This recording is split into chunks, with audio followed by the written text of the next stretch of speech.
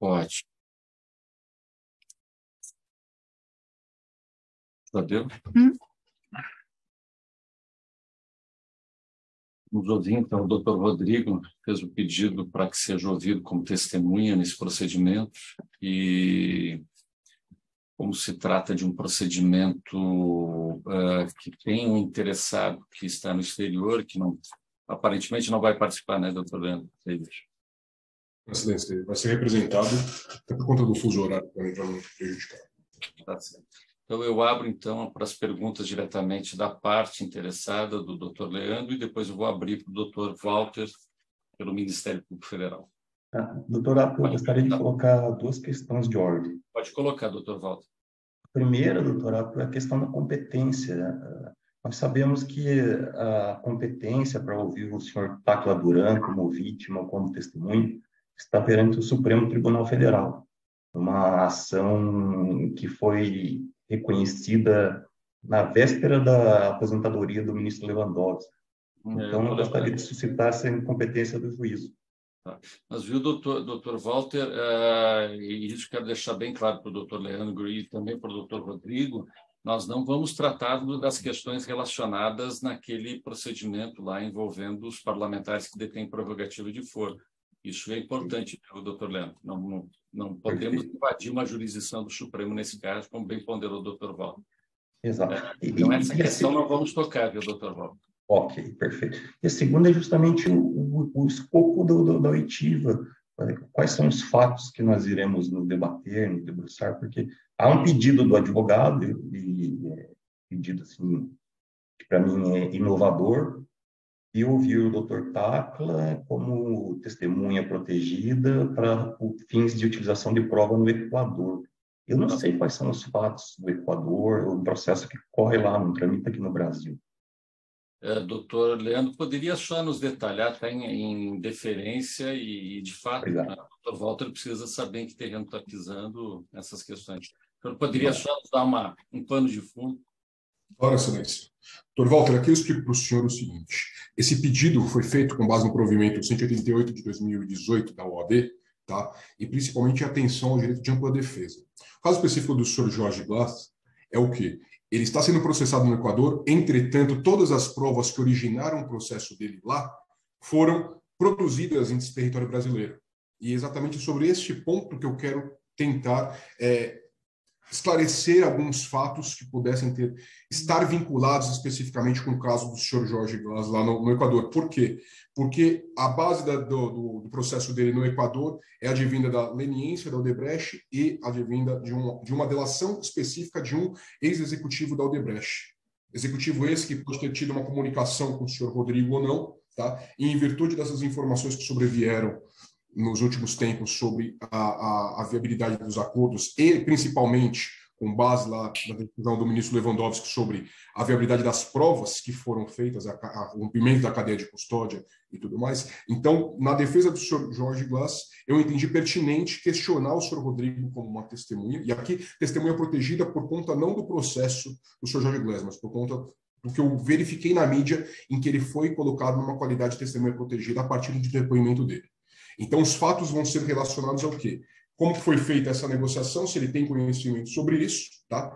E como foi feita essa remessa das informações da Odebrecht para a sucursal do Equador, em que há, de fato, uma ação penal em face do senhor Jorge Glass Espeniel.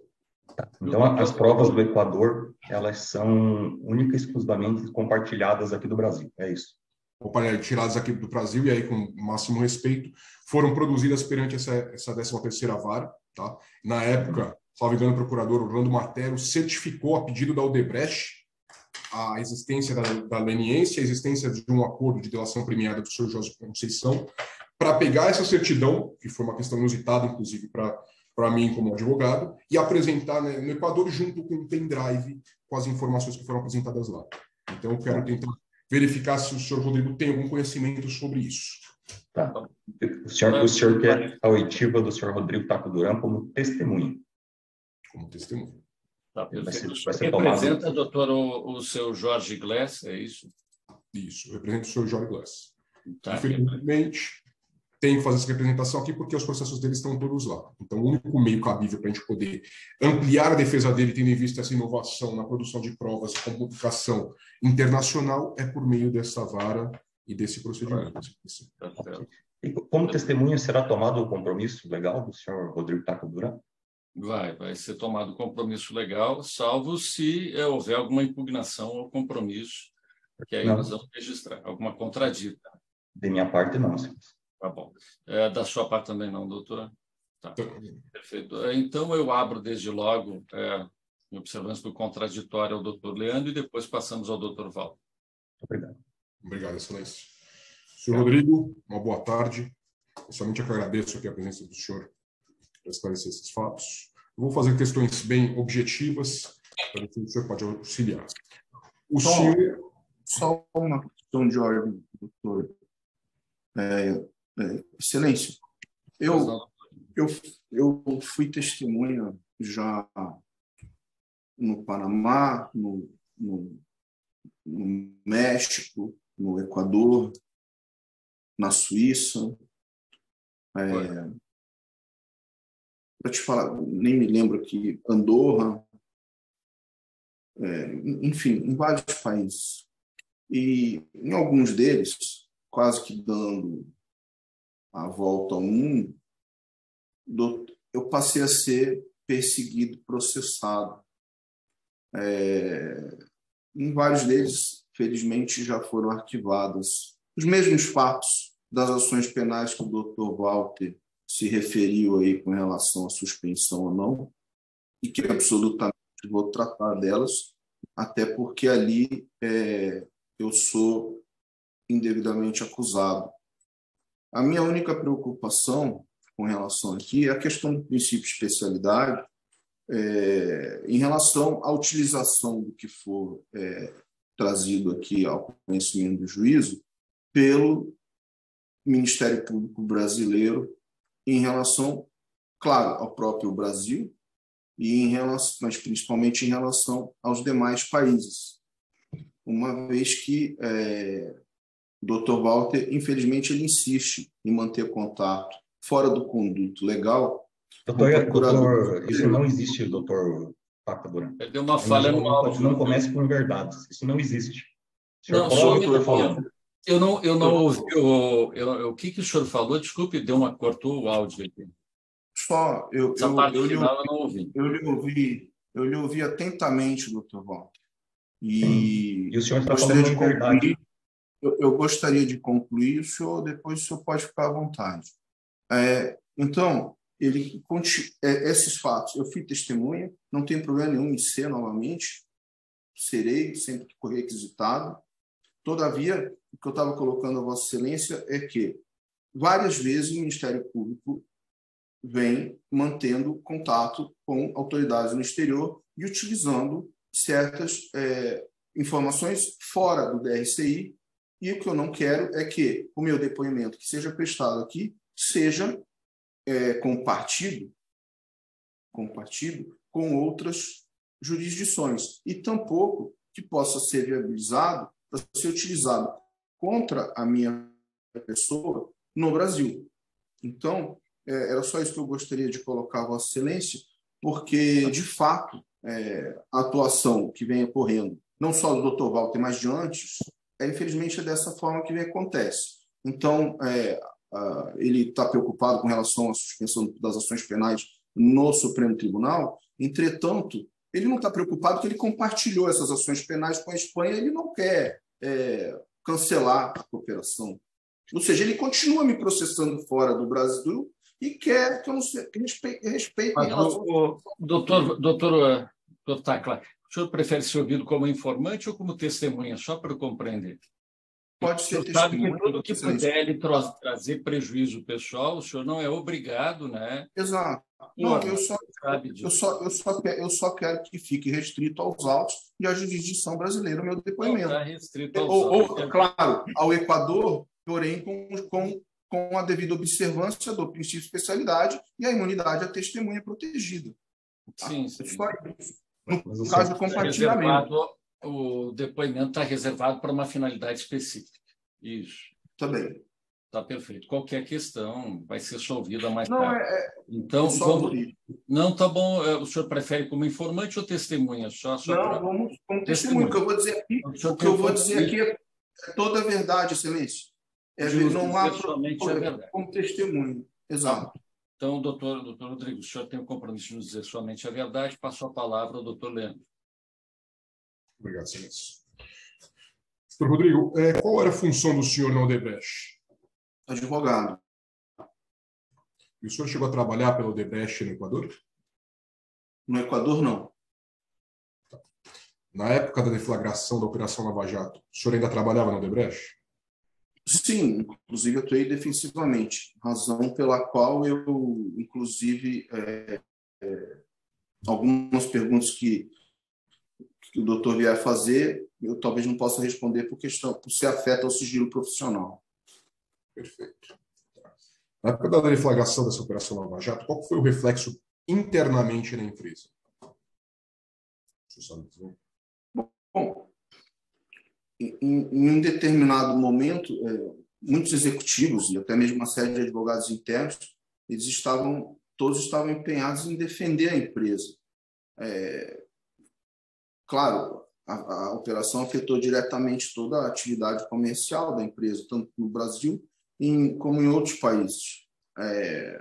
Principalmente a partir de algumas prisões, o desequilíbrio era grande, causado por algumas prisões alongadas, executivos que normalmente relatavam aos advogados que vinham sendo constantemente forçados, humilhados a delatar, porque até aquele momento a própria empresa ainda não havia cedido nem concordado em fazer um acordo. Na realidade, naquele momento aí pré-acordo, 2015, por aí, na verdade, mais que advogados, a gente foi bastante psicólogo. Certo. E nesse período ali de 2015, pré-acordo, o senhor tem conhecimento sobre como funcionou a negociação desses acordos celebrados pela companhia, pelos executivos, especialmente do senhor José Conceição Santos Filhos, aqui no Brasil e lá no Equador? Eu questiono isso no tocante às condições apresentadas, o modo de celebração que foi feito, existência ou não da espontaneidade, da voluntariedade da celebração desse acordo. O senhor pode esclarecer para nós sobre isso? Bom, com relação às tratativas do acordo da companhia, vamos dizer assim, no período prévio à assinatura do acordo, que eu ainda me encontrava na empresa. O que eu posso dizer é que muitos, como eu disse, muitos executivos já vinham sofrendo represália, essa coisa dos que estavam presos, e alguns com medo de ser presos, e era uma situação bem complicada. Eu mesmo fui intimidado por procuradores quando eu fui tentar abrir um diálogo para a possibilidade de realizar algum acordo individual de alguns executivos, porque naquele momento havia um certo conflito interno, a empresa não queria fazer, alguns já com medo, etc. Muitos deles sem crime, alguns não tinham que delatar, na verdade. E eram forçados para não ser presos, etc. Entretanto, o que eu posso dizer assim, é o caso, por exemplo, do seu próprio Conceição, aí, que o doutor perguntou. Ele era um executivo da empresa no Equador, e que, ante a ausência de elementos suficientes para celebrar um acordo, ele passou a montar, forjar prova para poder oferecer elementos aos procuradores para que se justificasse um acordo. E no Brasil, não no Equador, porque a ideia era, naquele momento, eles ainda eram executivos expatriados, então havia um receio maior ainda, naquele momento, deles serem presos no exterior em virtude das notícias e das informações que já corriam no Brasil da celebração do acordo, enfim, em trâmite do acordo. Então, eles tinham muito medo, e com razão. Passaram a preparar essas coisas, muitas vezes unilateralmente, até muitas vezes sem conhecimento da empresa, o que depois isso acabou sendo, na verdade, eu vi agora em vários processos, agora não, ao longo dos anos, na verdade, isso acabou sendo reaproveitado em diversos casos pela força-tarefa para para celebrar o acordo. Depois, havia esse conflito interno, alguns tinham muito medo, receio de fazer o acordo, perder emprego, enfim, e a empresa precisava resolver e acabou fazendo acordo. Muitos dos delatores foram indenizados. A mim mesmo foi oferecido um valor para que eu entrasse como aderente e na realidade, a força-tarefa não queria que eu entrasse, porque já havia, por conta do que havia ocorrido antes, e eu fiquei, e também, quando eles vieram, quando a Odebrecht me ofereceu, eu também não aceitei. Então, em Curitiba, Doutor, tem que delatar. Se o senhor puder repetir, por favor. Desculpa, qual? Desculpa, a última frase, ela cortou. Se o senhor puder repetir, não vai ficar gravado no áudio. Eu disse que essa era a regra do jogo naquele momento em Curitiba. Tem que delatar quem e o que era exigido, senão quem estava preso não tinha liberdade e quem não estava preso era intimidado e coagido intensamente para fazer o acordo. Foi nesse cenário que eu, quando me procuraram para aderente, nem aceitei, tampouco poderia aceitar, por conta do que já havia ocorrido antes, que eu havia procurado o advogado correspondente do meu escritório, que era o Carlos Coloto, já é de conhecimento público, do próprio juízo, e que passou a solicitar dinheiro para poder fazer um acordo com esses procuradores de Curitiba, na época, para eu não ser mais perseguido. E ocorre que, diante de tantas retaliações sofridas, que eu sofri por não ceder a essa extorsão que eu já comentei, eu tentei mais uma vez me aproximar com os procuradores de Curitiba, e em junho de 2016 eu procurei o Dr. Marlos Arnes de Oliveira, por indicação do Wu Yusheng, o chinês. Ele também morava próximo na época de mim, e, enfim, estava vivendo uma situação bem mais tranquila que a minha, embora ele apareça na narrativa das denúncias, inclusive das minhas, e de uma série de pessoas. Ele deve aparecer em quase todas, mas ele nunca foi processado em Curitiba, doutor Apio. O senhor Wu Yusheng, ele nunca foi processado em Curitiba. Ele é chinês? O que ele é de nacionalidade? Ele é chinês com nacionalidade, brasileiro por naturalização. E, enfim, ele dá o suporte para todas as denúncias, do Departamento de Operações Estruturadas, porém ele nunca foi processado em Curitiba. E ele, enfim, falou para mim: olha, eu recomendo o Marlos, e me relatou a alta taxa de sucesso da celebração de acordos com a Força Tarefa de Lava Jato em Curitiba. E eu me lembro bem que, por conta que ele usou inclusive essa expressão, porque o Dr. Marlos fazia parte da panela dos advogados amigos dos procuradores, e como no caso do Dr. Antônio Augusto Figueiredo Bastos, e que o Dr. Augusto liderava um esquema de taxa de proteção que era cobrado, e era cobrado do doleiro conhecido Dario Messi, do Cabala, Vinícius Claret e outros doleiros, desde o caso Banestado. Doutor, eu estou com receio que a gente eventualmente ingresse dentro daquelas questões relacionadas à jurisdição do Supremo, só. Fico um pouco de receio. Não. Tá bom. São inclusive momentos diferentes. Aquele caso foi antes, com o caso do Coloto. Isso aqui foi um segundo momento, como eu disse, foi o Marlos Arnes. Tá certo. Enfim.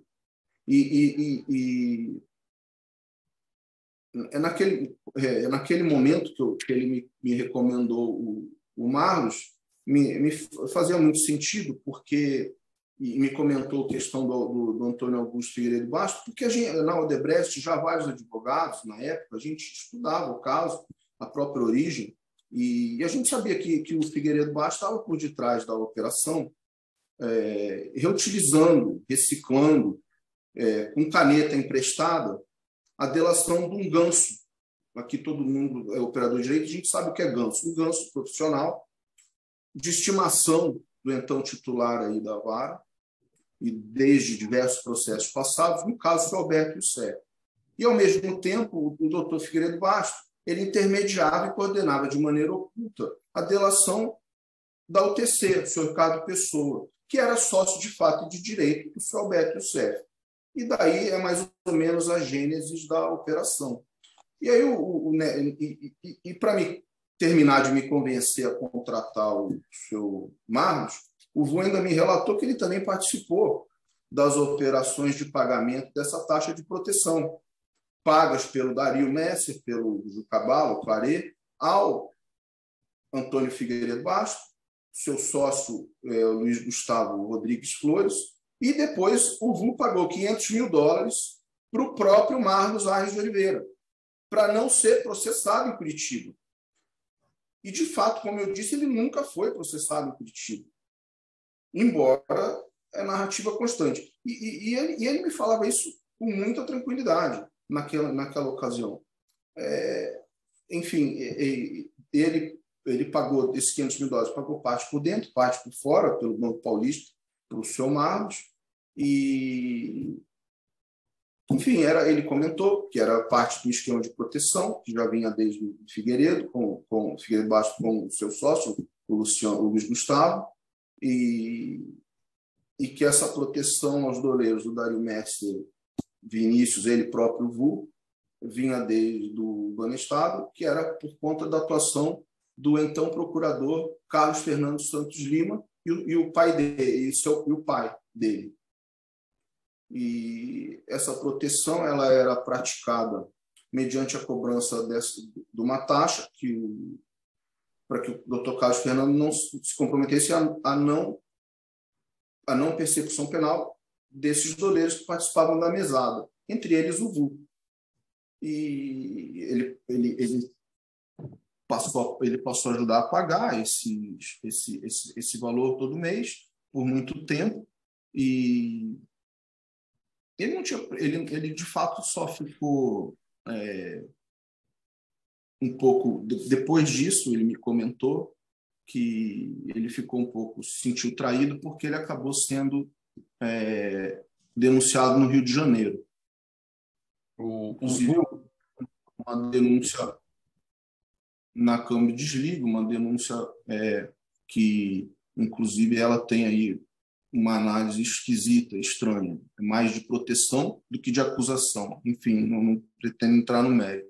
Mas, enfim, depois disso, isso ainda antes de acontecer a denúncia contra ele havia me comentado que ele recebeu os pagamentos, ele também recebeu $750 mil do seu Figueiredo Bastos, do seu Luiz Gustavo Rodrigues Flores, enviado desde uma conta no Banco Vontobel, na Suíça. Eu tenho o número da conta, depois, se o juiz entendeu, eu posso dizer o número aqui também.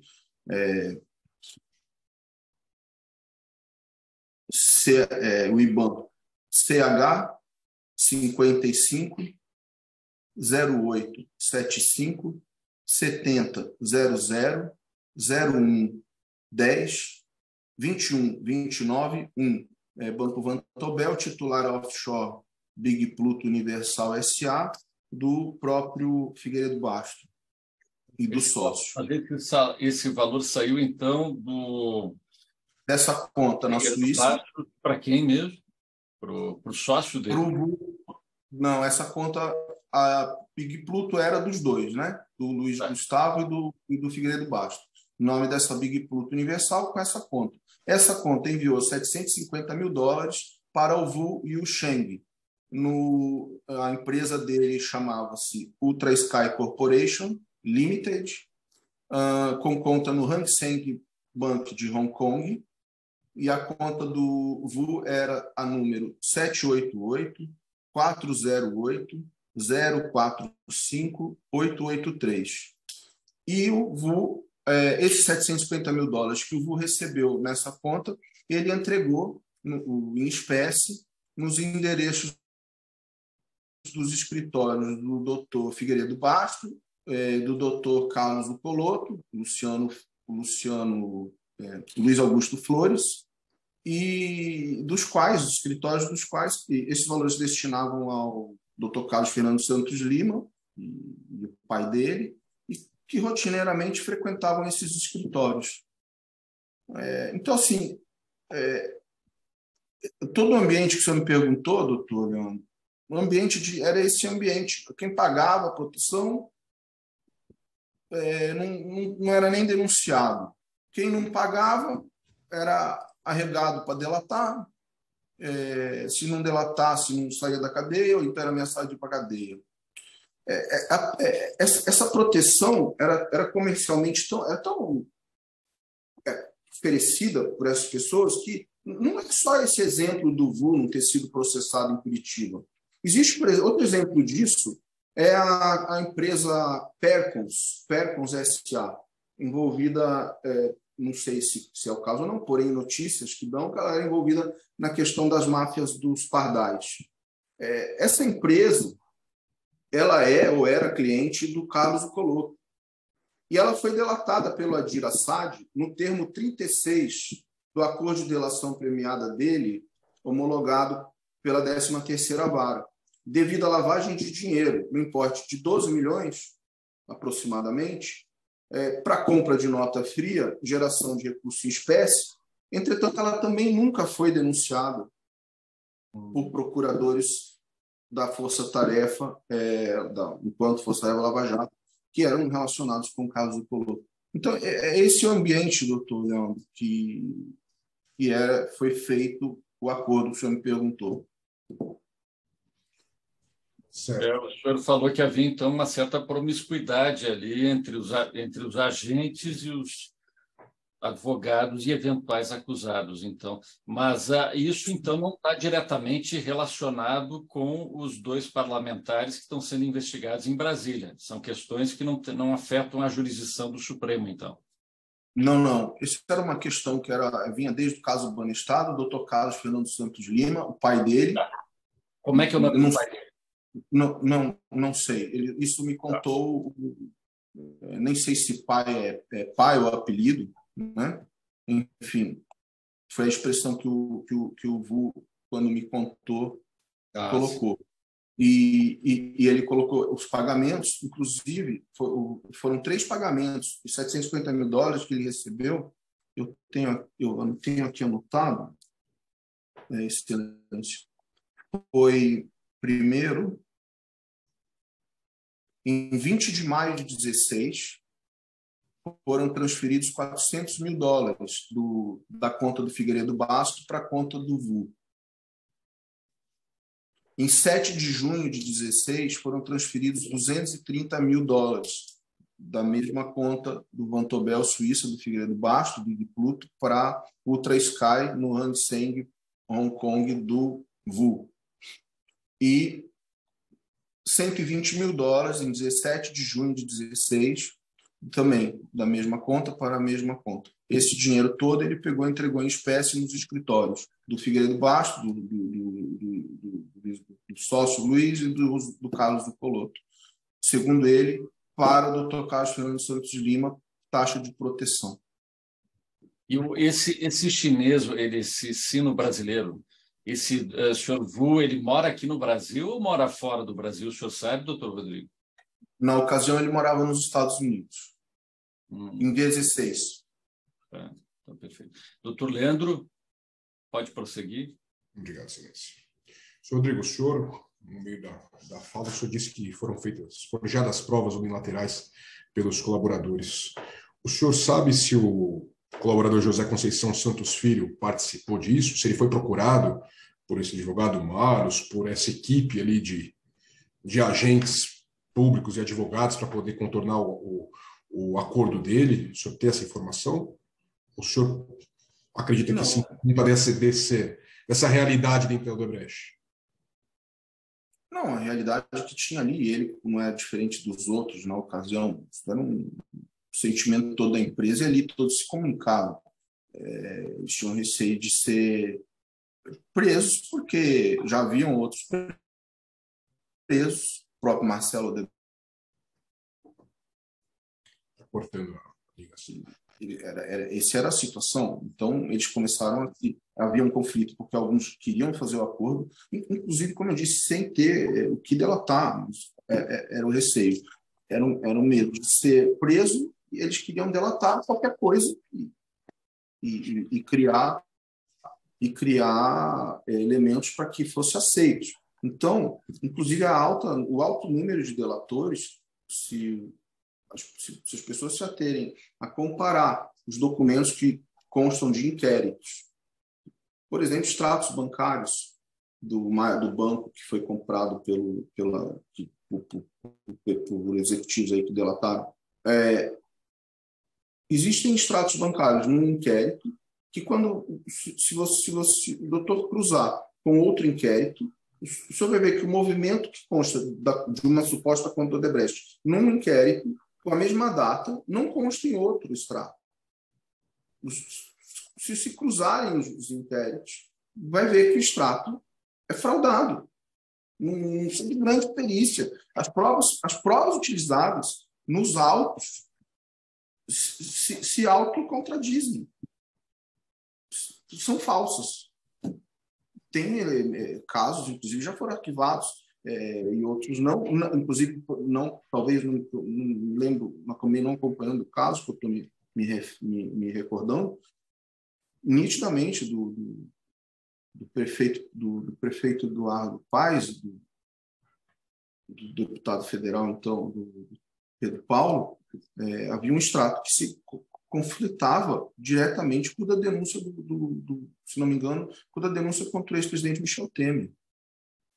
Então, eram situações que ocorreram por conta desses desesperos.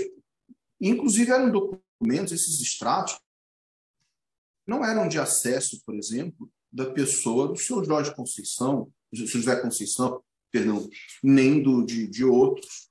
De repente aparece aí distribuído como dividido, né? Cada um pega aí 3 folhinhas para fazer um acordo, para não ficar estranho.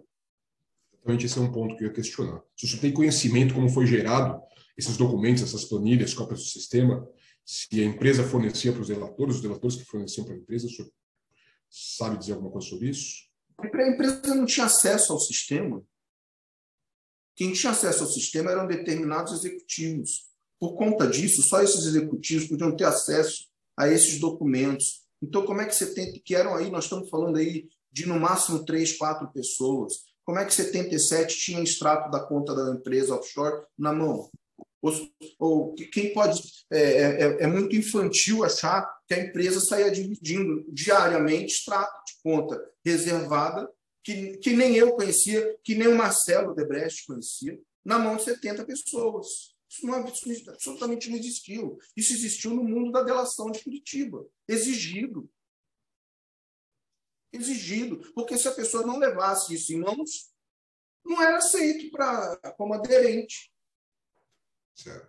Tem um fato curioso no caso do Sr. Jorge Glass, é que a sucursal da Odebrecht, lá no Equador, no momento que ela assina a colaboração naquele país, ela condiciona que todas as provas que seriam apresentadas lá no Equador seriam exclusivamente oriundas das informações negociadas e prestadas no Brasil. Ou seja, teve uma centralização ali, como se fosse um núcleo de provas brasileiro, feito aqui pelo Brasil, Ministério Público aqui de Curitiba, como se fosse um núcleo de distribuição de informações para outros países. Tá? E aí vem a minha pergunta sobre isso. O senhor sabe por que da preocupação de uma sucursal da Odebrecht, nesse caso específico lá do Equador, vincular toda a produção de provas dos supostos ilícitos que aconteceram lá, especificamente no conteúdo produzido no Brasil? O senhor sabe por que isso aconteceria? Isso não aconteceu apenas no Equador. Isso foi uma estratégia da empresa para proteger os expatriados. Inclusive, a própria cláusula de reserva de 6 meses, que consta do acordo de leniência, foi para isso, para dar tempo das pessoas não serem presos, poderem sair, retornar ao Brasil, inclusive preparar, como prepararam aí, pendrive e coisas assim por diante. E, como eu disse, isso foi gerado unilateralmente. Tá certo? A companhia não tinha acesso ao sistema. Isso foi solicitado para determinadas pessoas, que eu vou reservar o direito de sigilo profissional, não vou declinar o nome. Porém, a companhia, o senhor Marcelo Odebrecht, Emílio Odebrecht, a diretoria, os acionistas, os 70 e poucos delatores não tinham acesso nem para abrir o sistema para poder forjar. Então, isso teve que ser viabilizado. Porém, o sistema já havia sido manipulado. O senhor sabe por quem manipulado, doutor Rodrigo? Sim, por um técnico que vou lembrar o nome aqui. Ele é irmão de um delator que acabou não sendo denunciado, que é ele é irmão do Luiz Eduardo da Rocha Soares. O nome dele é Paulo. Eu não me lembro. Paulo da Rocha Soares, eu não me lembro se ele tem um nome composto. Claro. Inclusive, excelência, na própria perícia da Polícia Federal, que o então titular da vara tentou correr para produzir aí, na época que eu questionei no Congresso essa questão, a própria perícia tem o e-mail, tem o IP que entrou no sistema. Porém, e a própria perícia que eu fiz aqui para minha defesa e tudo, que acabei não ser necessário, mas ela demonstra-se que foi adulterado antes, durante e depois do bloqueio dos sistemas. E a realidade é que, quando chega para fazer o acordo, quando abre-se isso daí, não tinham coisas que teriam que ser adaptadas, que foram adaptadas. A cadeia de custódia não foi preservada de forma alguma. Mas por que tudo isso? Qual é que era o alvo dessa questão toda? Só para eu compreender por que essa movimentação toda. Antes ou depois, para poder atender a solicitação do Ministério Público, que exigia determinados elementos, que se existiam, haviam sido adulterados. Então, foram forjados. Doutor Leandro, o senhor está com a palavra. Mais alguma pergunta? É porque é um universo muito amplo de informações. O doutor Rodrigo talvez seja a pessoa que melhor conhece, o que mais bem conhece todo esse contexto probatório. Enfim, eu alimento a expectativa e a esperança de um dia poder ouvi-lo presencialmente aqui na vara. Eu acho que o Brasil inteiro merece isso, os cidadãos brasileiros, as pessoas que querem apurar a verdade, sem nenhum tipo de barreira ou nenhum tipo de acobertamento, né? Nós todos queremos um dia ouvi-lo presencialmente. Mas eu sei que o universo é muito amplo, eu gostaria de ficar um pouco adstrito hoje às perguntas do doutor Leandro mesmo, né? Porque o foco e o escopo é esse. Eu pessoalmente, até não sabia exatamente do escopo e estou acompanhando também o desenrolar aí do depoimento. Doutor Leandro, com a palavra. Excelência, a princípio, sem mais perguntas, por conta desse complexo cenário que foi exposto pelo doutor Rodrigo, vou fazer uma análise com mais calma e aí, posteriormente, se for o caso, eu peço uma requisição para complementar algum tipo de informação, mas, a princípio, informações vinculadas ali ao senhor José Conceição e ao método de leniência da Odebrecht, como foi feito, como foram geradas essas provas, me parece que ficou um pouco claro aqui sobre algumas irregularidades. Mas, a princípio, sem mais perguntas, excelência, agradeço. É um cenário bastante amplo. Doutor Walter, por favor. Obrigado. Doutor Rodrigo, o senhor falou aqui sobre uma existência de um balcão de negócio de delações. Que prova que o senhor tem para fazer esse tipo de alegação? Balcão de delações. Como é que é a pergunta, doutor? O senhor comentou sobre um suposto balcão de negócios de delações e colaborações premiadas. O que o senhor tem efetivamente para comprovar esse tipo de alegação que o senhor fez? Esses pagamentos. O senhor sabe que o Figueiredo Bastos já reconheceu isso. Não sei. Então, o senhor procure no banco de dados do MP, porque o senhor Figueiredo Bastos já reconheceu que recebeu o dinheiro. Porém, a narrativa do Ministério Público parou na hora de onde está entregue o dinheiro. O senhor dinheiro sabe disso? Não, o senhor está falando. O senhor é testemunha aqui, isso eu estou lhe perguntando. O senhor não me faz perguntas. Eu vou lhe responder. Não estou fazendo pergunta, eu estou lhe afirmando. O doutor Figueiredo Bastos reconheceu que recebeu $750 mil do VU. Quem? VU Yu Sheng. Ok. Ele reconheceu. Se o senhor tiver dúvida do que eu estou falando, eu lhe digo. E se o senhor quiser, também lhe provo. Porém, a questão é a seguinte: esse pagamento foi para a taxa de proteção do senhor Carlos Fernando dos Santos Lima. Como o senhor Juca Bala, eu vou lhe responder. Como o senhor Juca Bala, Vinícius Claret, também já declarou que pagava os $50 mil. Essa movimentação estão nas contas do VU. Como eu paguei $600 mil para o senhor Marlos Arnes. O VU nunca foi processado. A Percos nunca foi processada. E o Vinícius Claret, o Dario, os demais doleiros nunca foram processados em Curitiba. Isso é fato. É sobre isso que eu estou falando. Esse dinheiro transitou como?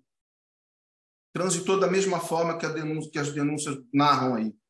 Da mesma forma. Foi transferido dinheiro em espécie, foi transferido a transferência, foi transferido dinheiro da conta, esse caso, da Big Blue, para a conta do Vu Yu Sheng, que transformou em dinheiro e levou e entregou no escritório do Figueiredo Bastos, do Carlos Zucoloto e do sócio deles. Se o senhor acha que isso é insuficiente, o senhor me perdoe, o senhor não deveria ter me acusado e nem sustentado a denúncia, porque é a mesma forma que eu estou sendo acusado. Dizem que eu fui numa garagem para receber e entregar dinheiro, mas não tem herb, não tem registro de portaria e não tem câmera. Então, eu espero, doutor Walter. Os 16 milhões de dólares que o senhor tem em Singapura, qual que é a origem? Estão lá e declarados. Nunca paguei ninguém. Onde? Qual é a origem? Aí na DCBE, o senhor sabe disso. Na minha DCBE, aí, no meu imposto de renda. A origem é meu trabalho. Eu vou ter que interferir. Eu vou ter que interferir, desculpe, porque assim nós estamos perdendo um pouco da objetividade no questionamento. Eu entendo totalmente a posição de para me acusar, porque ele é suspeito. Rodrigo é advogado, o doutor Walter um procurador experiente, então assim, se nós pudermos ser mais objetivos, que nós estamos perdendo um pouco o foco. Pelo que eu entendi, o doutor Leandro estava focado na questão lá do Equador. Né? Concordo, senhor. Então, nós estamos pegando um cenário amplo, como eu disse, um dia nós vamos ter oportunidade. Eu tenho absoluta tranquilidade, confiança, tranquilidade de espírito, que um dia nós vamos ouvir presencialmente aqui o doutor Tacla, com ou sem obstáculos. Nós vamos com calma. Se levar 10 anos para ouvir, nós vamos levar 10 anos. Não há problema nenhum. Eu pretendo ficar aqui muito tempo. Um dia nós vamos ouvir presencialmente o doutor Tacla aqui e vamos ter a oportunidade de apurar tudo isso. Se quiserem, evidentemente que nós podemos, né, encaminhar tudo isso para a Polícia Federal em Brasília no dia de hoje, e amanhã nós vamos ter, provavelmente, o encaminhamento dessas questões. Mas essa é uma opção dos senhores, né? Iniciar uma nova apuração sobre o que está acontecendo sem antes nós termos o trânsito normal da apuração em Brasília hoje, que está no Supremo. Não, mas olha, então vamos acalmar os ânimos. Eu fiz uma questão objetiva, doutor Rodrigo. Como o senhor sabe, o senhor disse dinheiro em espécie, o senhor presenciou essa negociação? Por quê? Alguém presenciou que eu estive na garagem da UTC? A pergunta é a mesma, doutor. A pergunta é a mesma. A pergunta que o senhor tinha que estar fazendo para mim, o senhor deveria fazer na minha denúncia, para si mesmo. O senhor está distorcendo. O senhor não quer esclarecer nada, doutor Rodrigo. O senhor não quer esclarecer nada. Voltando um pouco, doutor Rodrigo e doutor Walter, e, pelo que eu pude compreender, o doutor Rodrigo, viu, o doutor Walter, já respondeu que o VU esse contou para ele não presenciou. Exato. E que eu entendi na primeira fala dele. Que o chinês contou para ele como se deu a transação e ele passou já os dados da conta bancária. Enfim, isso pode ter um aprofundamento de investigação que não compete a mim, pelo contrário, Até quanto menos eu interferir, tanto melhor, para depois, se tiver que julgar. Eu acho que, pelo desenhar, pelo andar da carroça, vai ser uma investigação muito ampla e vai pegar todo mundo, né? E vai ter que haver explicação de todo mundo nessa questão. Então, mas isso me parece que está fugindo do escopo hoje da nossa audiência. Não está fugindo não, Excelência, porque aí o senhor até respondeu bem, que para mim não tinha ficado claro, de ouvir dizer. Não foi, ele não presenciou. Do senhor Vu, esse que... Isso. Foi o que eu entendi, que o senhor Vu contou para ele que esses valores foram entregues em espécie. Eu faço uma pergunta para o doutor complementando a resposta. Doutor Walter, só complementando. Além de eu ouvir dizer do Vu, e a